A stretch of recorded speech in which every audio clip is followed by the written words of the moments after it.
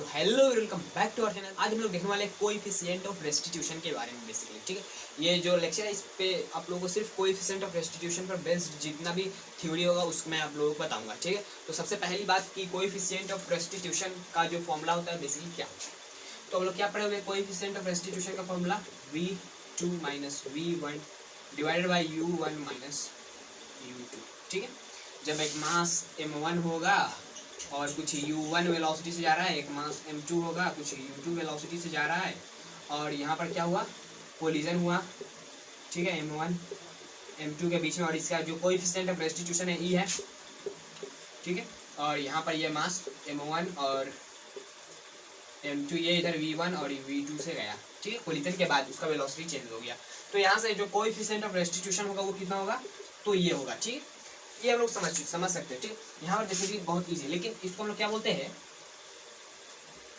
ये जो फॉर्मूला है इसको हम लोग बोलते हैं क्या, तो velocity of separation divided by velocity of approach, ठीक है। तो वेलोसिटी ऑफ सेपरेशन, देखिए जब टकराता है बॉडी, टकराने के बाद वो बॉडी क्या होता है, अलग अलग होने लगता है। और जब टकराने से पहले क्या होता है, क्या करता है, चेस करता है। और चेस करने में क्या होता है कि एक का जो स्पीड होगा ना, अगला का जो स्पीड होगा, मतलब क्या है कि यहाँ पर जो u1 होगा, जो ये वाला मास है और ये वाला मास है, जो इधर वाला u1 और इधर u2 था, तो इसका जो u1 होगा ना वो ग्रेटर देन होगा u2, क्योंकि यदि ये नहीं होगा ये सिचुएशन, तो ये कोलिजन कभी भी होगा ही नहीं। यदि इसका स्पीड ज्यादा होगा तब तो इसको जाकर टक्कर मारेगा, कोलाइड करेगा, ठीक है, नहीं तो नहीं हो पाएगा, ओके। तो ये बात आप लोग समझ सकते हैं। तो यहाँ पर इसको हम लोग बोल सकते हैं ना कि वेलोसिटी ऑफ अप्रोच, जब उसको पकड़ता है, ठीक है, लगभग लोग उसको कोलाइड करने के लिए पकड़ता है। तो ये बेसिकली फॉर्मूला था कोएफिशिएंट ऑफ रेस्टिट्यूशन का। ये फॉर्मूला आप लोग याद रखिएगा। और यहाँ पर सारा का सारा क्या चीज में रखना है, तो वेक्टर फॉर्म में रखना है। क्या चीज में, वेक्टर फॉर्म में, ओके। यदि ये निगेटिव डायरेक्शन में तो निगेटिव वैल्यू, यहाँ पर निगेटिव में तो निगेटिव वैल्यू, जो जिस डायरेक्शन में है उस तरफ है, ठीक है, ओके। तो ये बेसिकली हो गया, जहाँ तक तो हम लोग जानते थे। अब मैं एक चीज बताता हूँ आप लोगों को, जो ये फॉर्मूला हम लोग पढ़े हुए थे, v1 is equals to m1 minus m2 divided by m1 plus m2 into u1 plus 2m2 divided by m1 plus m2 into u2। ये जो फॉर्मूला था, और v2 का जो अलग था, बेसिकली मैं एक ही बता रहा हूँ आप लोगों को, और सेकेंड वाला जो होगा वो आप लोग खुद से कैलकुलेट कीजिएगा, ठीक है। ये जो फॉर्मूला मैं पढ़ाया हूँ, ये तो एक सिर्फ इलास्टिक कोलिजन के, जो 100% इलास्टिक कोलिजन था ना, इलास्टिक कोलिजन जो 100% क्या था, इलास्टिक कोलिजन, उसके लिए मैं ये फॉर्मूला बताया था। लेकिन जो भी कोई दुनिया में कोई भी तरह का कोलिजन, उसके लिए क्या फॉर्मूला होगा इस तरह का, तो वो हम लोग आज कैलकुलेट करने वाले हैं, ठीक है। तो चलिए हम लोग कैलकुलेट करते, एक मैं v1 का मैं कैलकुलेट कर दूंगा और v2 का आप लोग कैलकुलेट कर लीजिएगा, ठीक है। तो चलिए यहाँ पर सिंबल क्या है कि ये एक मास m1 है, इधर जा रहा है u1 वेलोसिटी से, एक मास m2 है, इधर जा रहा है u2 वेलोसिटी से। क्या हुआ, कोलिजन हुआ, ठीक है, m1 और m2 का, और इधर जाने लगा कितना स्पीड से, तो ये गया v1 v2 से, और इधर गया ये v1 से m1 और m2, ठीक है। ये था कोलिजन, और इसका जो कोएफिशिएंट ऑफ रेस्टिट्यूशन था ई था। तो हम लोग यहाँ क्या बोल सकते हैं, E is equals to v2 minus v1 divided by u1 minus u2 बोल। तो आगे देखेंगे तो क्या हो सकता है कि v2 minus v1 is equals to E into u1 minus u2 बोल सकते हैं। तो v2 minus v1 is equals to E u1 minus E u2, ठीक है, ये हो गया। अब इसमें हम लोग क्या करेंगे, m2 से मल्टीप्लाई कर देंगे, ठीक है। इस इक्वेशन में m2 से मल्टीप्लाई कर देंगे तो कितना हो जाएगा, m2 v2 minus m2 v1 is equals to m2 E u1 minus m2 EU2, ठीक है। तो ये इक्वेशन हो गया हम लोगों के लिए फर्स्ट इक्वेशन, इसको मान के रख लेते हैं, ठीक है। अब सेकेंड क्या करना है, जो मैं फॉर्मूला अभी बताया हूँ उसको जिस तरह ड्राइव किया उसी तरह करेंगे। यहाँ पर सिर्फ ई मल्टीप्लाई हो गया है, ठीक है। इलास्टिक कोलिजन में क्या होता था, और अभी मैं आप लोगों को अभी बताता हूँ, ठीक है। बेसिकली यहाँ पर, और इसका मोमेंटम देखिए, मोमेंटम कंजर्व होता है दुनिया में कोई भी कोलिजन हो, in any type of collision momentum is conserved ठीक है, दुनिया का कोई भी कोलिजन उसमें क्या होता है, मोमेंटम कंजर्व होता है, काइनेटिक एनर्जी भले ही कंजर्व ना हो लेकिन मोमेंटम कंजर्व होता है। ओके, तो हम लोग यहाँ पर इस बेसिस पर हम लोग क्या बोल सकते हैं कि इस सिस्टम का मैं बेसिकली बात कर रहा हूँ, ठीक है, जो सिस्टम होता है उसका मैं बात कर रहा हूँ, ठीक है, एक पार्टिकल का नहीं बात कर रहा हूँ, सिस्टम का। तो यहाँ पर क्या हो जाता है कि इसका मास m1 है into u1 plus m2 u2 is equal to m1 v1 plus m2 v2। ठीक है, ये सेकेंड इक्वेशन मान के रख लेते हैं और ये फर्स्ट इक्वेशन इसको यहाँ पर रखते हैं। ठीक है, तो क्या हो जाएगा, इसको हम लोग इधर रखेंगे, तो m2e(u1) minus m2e(u2) is equal to m2v2 minus m2v1। ठीक है, ये फर्स्ट इक्वेशन हो गया। ठीक है, अब हम लोग क्या करेंगे, इस इक्वेशन को माइनस कर देंगे, ठीक है, तो ये माइनस है तो प्लस हो जाएगा, ये माइनस हो जाएगा, ये प्लस हो जाएगा। ठीक है, तो यहाँ पर देखिए ये m2v2 है, यहाँ पर भी m2u2, लेकिन ये माइनस में वो प्लस में तो एक दूसरे को कैंसिल कर देगा। अब यहाँ पर इसको देखेंगे तो क्या हो जाएगा, यहाँ से देखिए u1 कॉमन हो रहा है और यहाँ पर क्या बच रहा है m1 minus em2 into u1। ठीक है, फिर उसके बाद यहाँ पर देखिए दोनों प्लस में, तो यहाँ पर प्लस कर देंगे और ये कितना है, तो 1 plus e into m2 u2। ठीक है, इज इक्वल टू ये टर्म और ये टर्म, यहाँ पर v1 कॉमन हो जाएगा और क्या हो जाएगा m1 plus m2 into v1, और यहाँ से v1 का जब वैल्यू कैलकुलेट करेंगे तो v1 is equal to m1 plus m2 को नीचे की तरफ लाएंगे तो कितना हो जाएगा m1 minus e m2 divided by m1 plus m2 into u1 plus 1 plus e m2 divided by m1 plus m2 into u2। ठीक, तो ये इक्वेशन का मैं बात कर रहा हूँ। यहाँ से हम लोग एक सिचुएशन क्रिएट कर सकते हैं क्या, यहाँ से हम लोग एक चीज समझ सकते हैं। ठीक है, वो अभी मैं बता रहा हूँ आपको। तो वो क्या चीज़ है, वो यही चीज़ है कि हम लोग जानते हैं एक चीज़ क्या, ये उतार लिए, इसको मैं मिटाने जा रहा हूँ। ठीक है, ओके, तो हम लोग एक चीज़ जानते हैं क्या कि जो इलास्टिक कोलिजन होता है और इन इलास्टिक कोलिजन होता है उसमें क्या होता है। देखिए, इलास्टिक कोलिजन का कंडीशन क्या होता है, E is equal to 0। Inelastic का क्या होता है, सॉरी, इलास्टिक कोलिजन में क्या होता है कि ई का वैल्यू क्या होता है 1 और इन इलास्टिक में ई का वैल्यू 0। ये इन इलास्टिक कंडीशन है, इन इलास्टिक कोलिजन का, और ये इलास्टिक कोलिजन का होता है। और जब क्या हो, 0 से बड़ा हो और 0 से 1 से छोटा हो ई का वैल्यू, तब उस समय क्या होता है पार्शियली इलास्टिक और पार्शियली इन इलास्टिक। ठीक है, तो बेसिकली हम लोगों को बात करना है इस बेसिस पर। ठीक है, हम लोगों को जो कोलिजन्स मिलेंगे वो हम लोग बेसिकली इलास्टिक मिलेगा, इन इलास्टिक थोड़ा सा कम मिलेगा, लेकिन हम लोग इलास्टिक ज़्यादा से ज़्यादा मिल सकता है। ठीक है, तो यहाँ पर क्या है कि हम लोग चेक करते हैं इसमें कि यदि ये इक्वेशन सही है या नहीं। तो इलास्टिक का जो इक्वेशन था हम लोग इसमें ई का वैल्यू 1 पुट करके देखें। जो इलास्टिक का इक्वेशन था इस इक्वेशन हम लोग ई का वैल्यू 1 पुट करके देखेंगे, वो इक्वेशन यदि आ जा रहा है तो हम लोग समझ सकते हैं कि हाँ ये इक्वेशन सही है। ठीक है, तो ई का वैल्यू 1 पुट करके देखते हैं। हम लोग जो अभी इक्वेशन लिखे थे वो क्या चीज़ का था, इलास्टिक कोलिजन का। तो हम लोग देखते हैं v1 is equal to m1 minus e का वैल्यू 1 पुट करेंगे तो m2 divided by m1 plus m2 into u1 plus यहाँ पर 1 पुट करेंगे तो कितना हो जाएगा 2, 1 प्लस 1 2 हो जाएगा into m2 divided by m1 plus m2 into u2। देखिए वही इक्वेशन आ गया जो हम लोग चाहते थे इलास्टिक कोलिजन के लिए। यदि हम लोगों को ये इक्वेशन मिला रहेगा ना तो हम लोग को क्वेश्चन बोला जाएगा कि जो कोलिजन हुआ एकदम इलास्टिक है तो यहाँ पर 1 पुट कर देंगे, जो कोलिजन हुआ एकदम इन इलास्टिक है तो उसका कंडीशन अभी देखते हैं। यहाँ पर देखिए ई का वैल्यू 0 पुट करेंगे तो क्या हो जाएगा, तो v1 फॉर ये इलास्टिक के लिए था और ये इन इलास्टिक के लिए है। v1 is equal to 0 put करेंगे तो ये टर्म 0 हो जाएगा, लेकिन यहाँ पर क्या हो जाएगा m1 divided by m1 plus m2 into u1 plus यहाँ पर क्या था इन इलास्टिक कंडीशन में।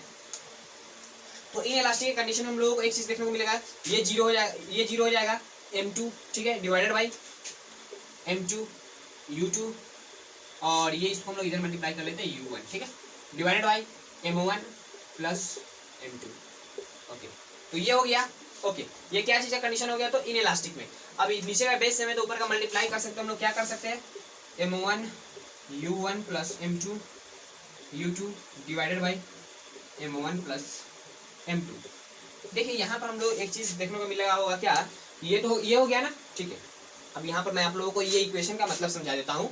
ये इन इलास्टिक कोलिजन में आया, मतलब क्या है कि इन इलास्टिक में क्या होता था, ये एक m1 में मास है और यहाँ से कितना स्पीड से गया है, u1 से, m2 है इधर गया है u2 से, और यहाँ पर कोलिजन हुआ और ये कंबाइंड मास कंबाइंड स्पीड से चल जाने लगा, ठीक है, कंबाइंड स्पीड से, ठीक है, v कंबाइंड से ये m1 और m2। यहाँ पर मोमेंटम कंजर्व कीजिए, अभी अभी मैं समझा रहा हूँ, मोमेंटम कंजर्व करने के बाद देखिए क्या हो जाएगा, m1 u1 plus m2 u2 is equals to m1 plus m2 into V combined, ठीक है।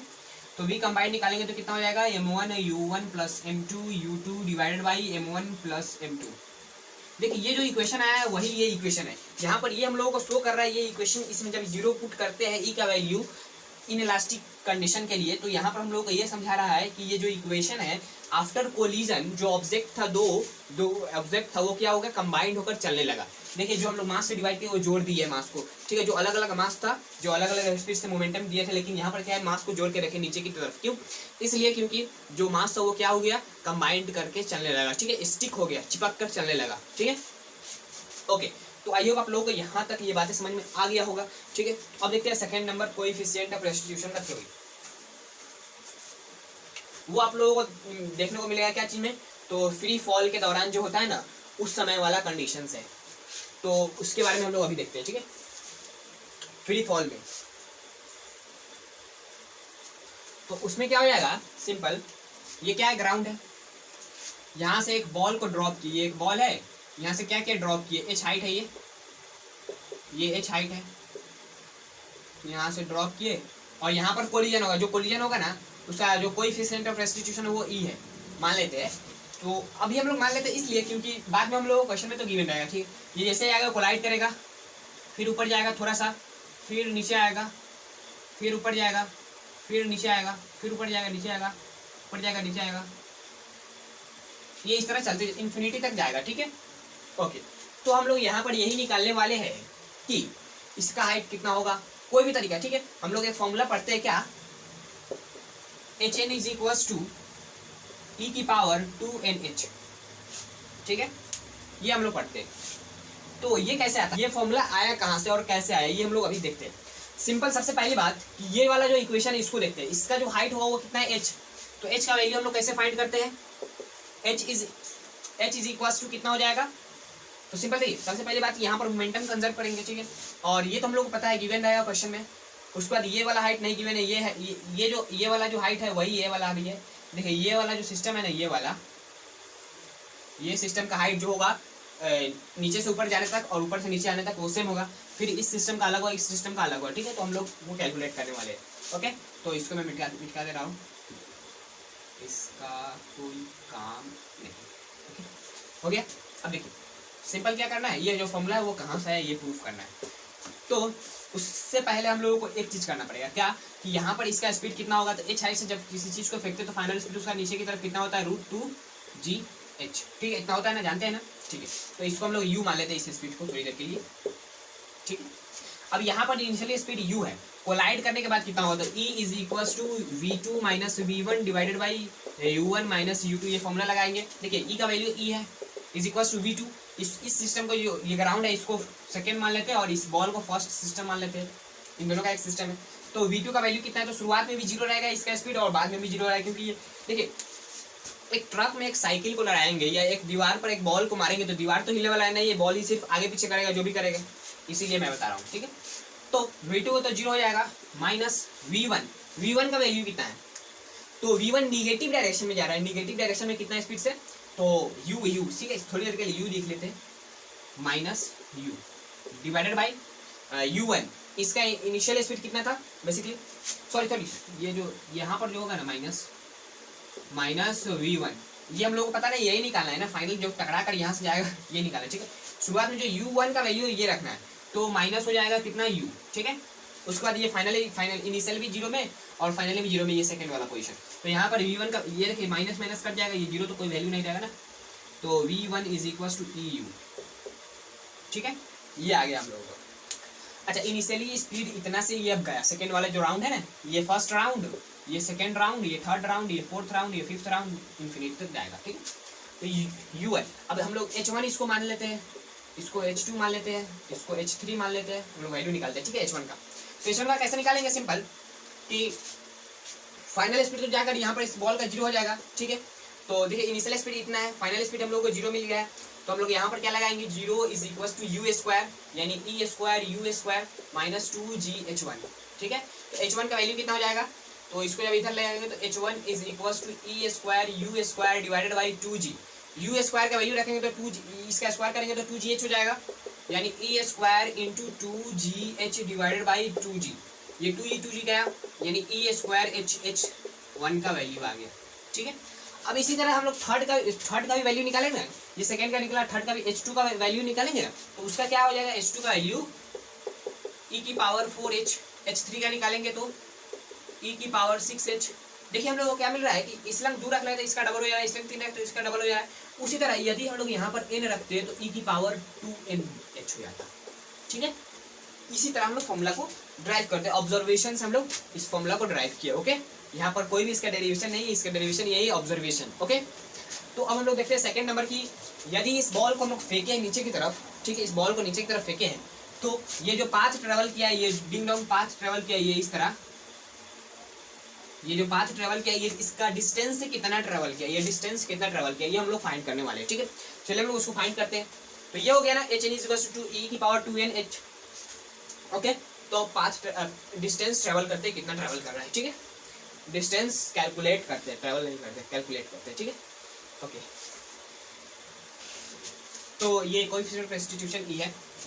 सबसे पहली बात, फर्स्ट ये h किया, फर्स्ट पहले h किया, फिर बाद में 2 + 2h1 किया, ठीक है। ये टोटल s इंफिनिटी तक जो डिस्प्लेसमेंट किया है ये वाला, वो हम लोग जोड़ रहे हैं, ठीक है।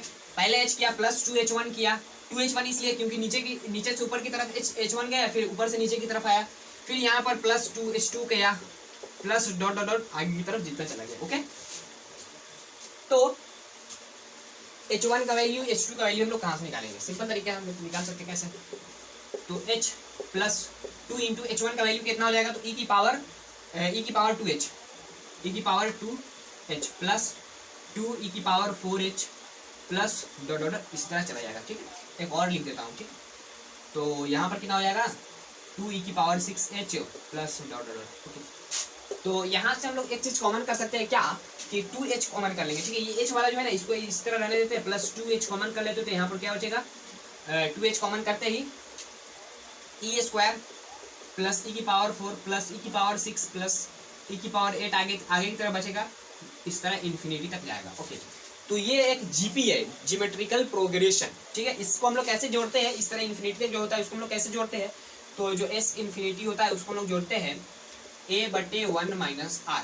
ये a क्या है, तो फर्स्ट टर्म होगा, first term of geometrical progression, जो ये प्रोग्रेशन है इसमें क्या है, जीपी में जो फर्स्ट टर्म होगा ये ई स्क्वायर, उसको यहाँ पर रखना है 1 माइनस आर, आर क्या है, तो जो फैक्टर से मल्टीप्लाई हो रहा है, ठीक है। तो यहाँ पर ई स्क्वायर से मल्टीप्लाई हो रहा है, यहाँ पर देखिए 2 है, यहाँ पर 4 हो गया, यहाँ पर 6 हो गया, 8 हो गया, 2 से मल्टीप्लाई हो रहा है, तो हम लोग क्या बोल सकते हैं, तो इस वाला इसका सम निकाल रहे हैं बेसिकली, ये अलग चीज है, इसका सम निकाल रहे हैं, तो कितना हो जाएगा, e square divided by 1 minus e square, से ई स्क्वायर फैक्टर है और फर्स्ट टर्म भी ई स्क्वायर है, इसी की वजह से, ठीक है।